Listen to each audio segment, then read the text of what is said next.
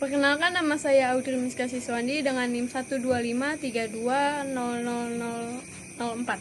Perkenalkan, saya Lisa Febriani dengan NIM 125320034. Saya Jose Sepdia Lanata dengan NIM 125320022. Halo, perkenalkan, saya Abi Sabila dengan NIM 125320076.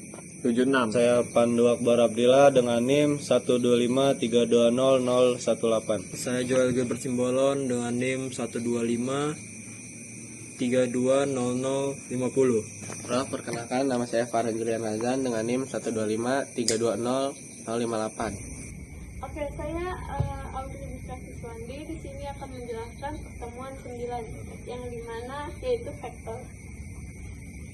Di sini kita punya persamaan B, contohnya 4, 0, 3, dan A min 2, 1, 5. Di sini kita akan menjumlahkan yang A dan yang B.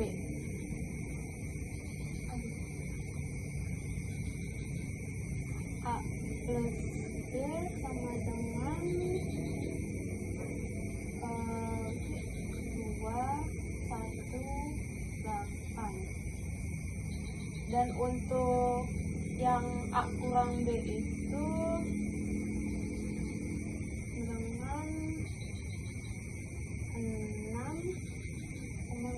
1,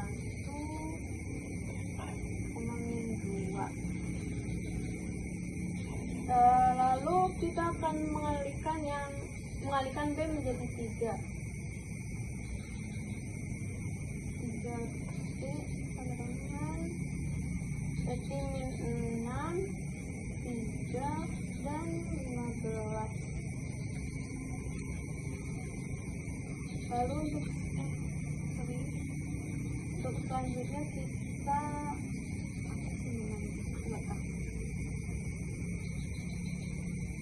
kalikan begini, 4 pangkat 2, 0 pangkat 2.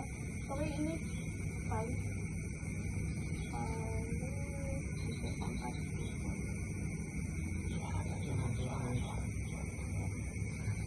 sama dengan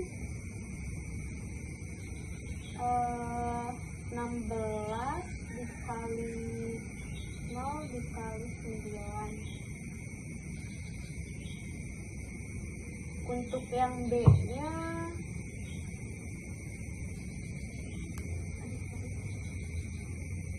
min 2 pangkat 2 dikali 1 pangkat 2 dikali 5 pangkat 2.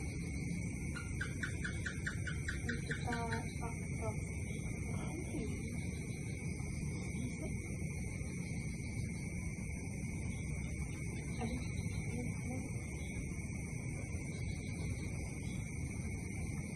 Ini hasilnya 4 ditambah 1 ditambah 25.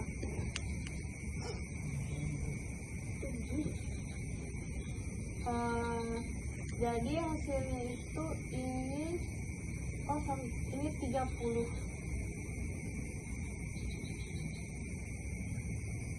Ya. Ada pertanyaan? 2,1,8 dapat dari mana ya? Oh, itu kan A tambah B ya? Untuk Ya. A-nya itu kan 4. Ini untuk A-nya itu min 2, Ya. 1,5. Untuk yang B-nya itu 4,0,3. Jadi 4 ditambah min 2 dia jadi 2. Terus 0 tambah 1 tuh dia jadi 1. Dan 3 tambah 5 tuh dia jadi 8.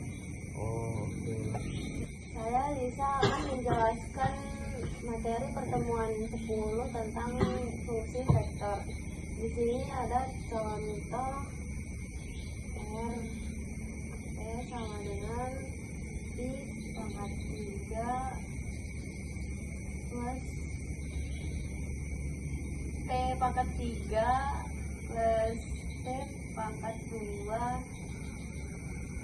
Nah, di sini yang ditanya besar kecepatan dan percepatan saat T sama dengan 1.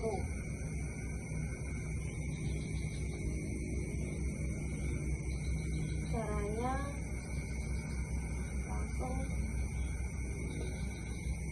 diturunkan dari T pangkat 3, yaitu 3T pangkat 2 plus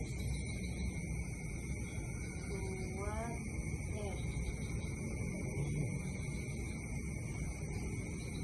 Langsung kita substitusikan T-nya 1 sama dengan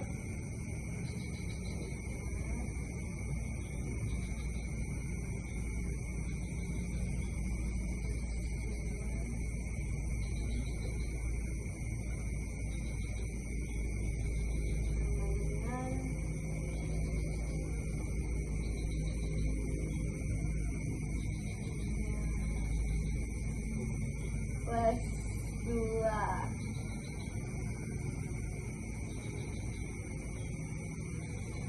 Untuk menghitung percepatannya, A sama dengan 6T plus 2. Kita masukkan angkanya sama dengan 6 kali 1 plus 2. Hasilnya 6 plus 2.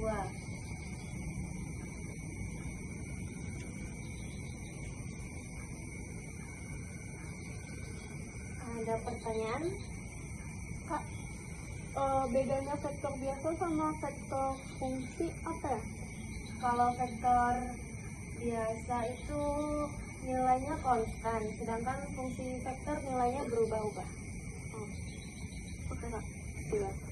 Saya Bismillah ingin menjelaskan materi tentang vektor kalkulus dengan contoh gradien seperti berikut. Kak, gradien itu apa ya?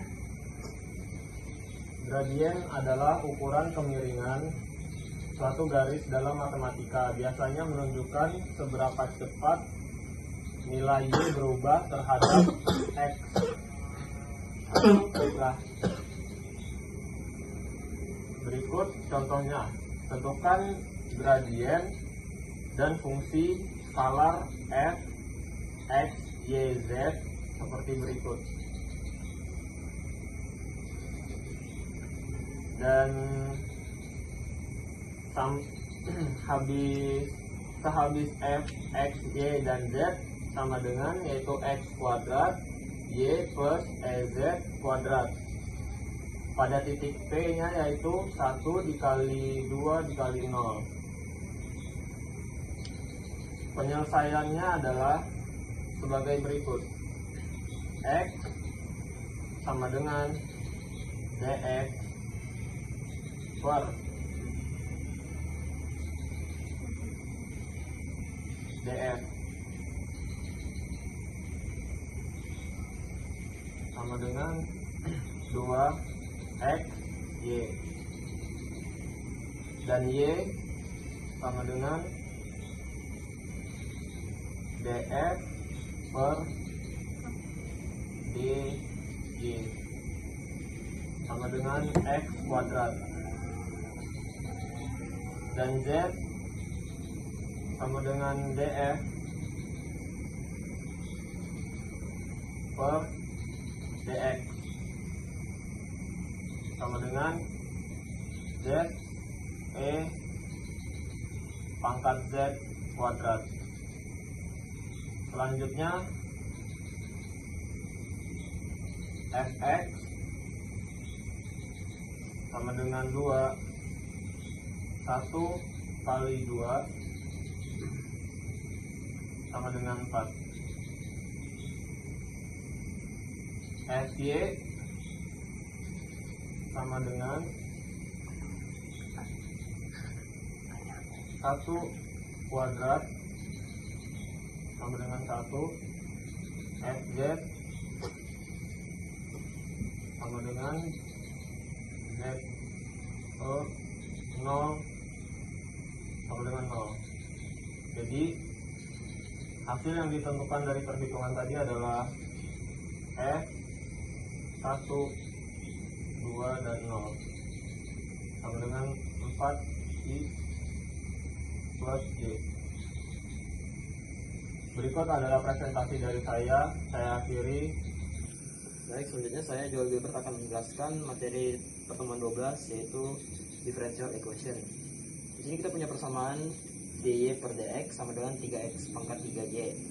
Untuk angka penyelesaiannya, pertama kita akan memindahkan y ke ruas kiri, jadi integral 1 per y dy sama dengan integral 3x pangkat 3 dx. Berikutnya ln y sama dengan x pangkat 3 tambah c. Untuk y sama dengan e pangkat x 3 tambah c sama dengan ec dikali e pangkat x 3. Hasilnya adalah y sama dengan ae pangkat x 3. Apakah ada pertanyaan? Pak, ln itu apa ya? Ln itu singkatan dari bahasa Inggris yang berarti logaritma natural. Oke, nama saya Pandu. Kali ini saya akan menjelaskan turunan parsial. Jadi di sini ada contoh soalnya yaitu f x sama y sama dengan 3x pangkat 2 kali y pangkat 2 kurang 5x pangkat 2 tambah 2y pangkat 4. Jadi di sini kita itu mencari turunannya. Turunannya satu persatu ya.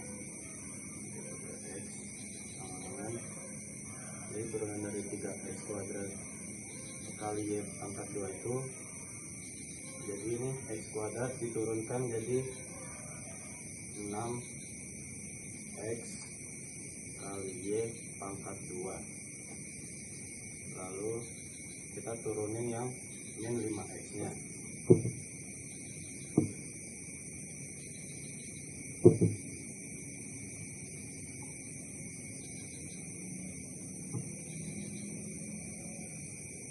Jadi dari hasil turunan min 5x pangkat 2 itu, ini 2 jadi kali 2 min 5 nya jadi min 10x.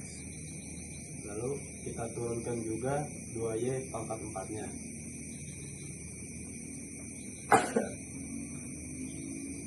D per dx sama dengan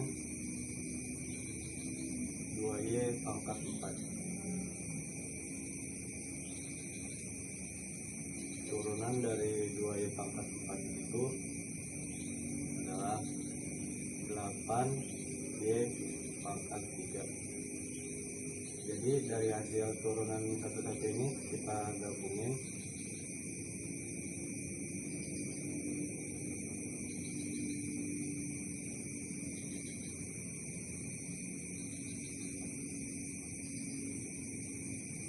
Untuk turunan dari 3x kuadrat kali y kuadrat itu 6x y kuadrat.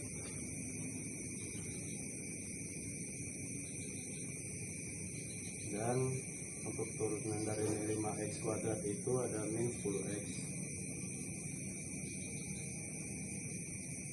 sama ada turunan dari 2y pangkat 4 itu 8y pangkat 3. Jadi plus 8y pangkat 3. Jadi sampai sini ada yang mau ditanyain? Ya. Maksudnya itu apa ya? Turunan parsial ya? Oh, jadi turunan parsial itu dia itu turunan biasa, cuman dia itu ada 2 variabel.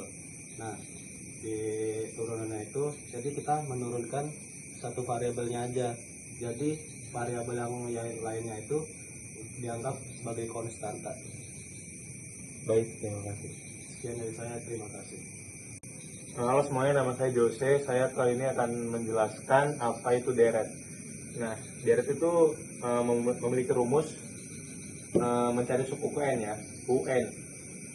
Rumusnya itu A plus N min 1 dikali B. Nah, kita langsung contoh aja ya. Misalnya memiliki deret seperti deretnya 2, 5, 8, dan 11. Nah, ini berapa sih suku ke N ini dari deret yang ini?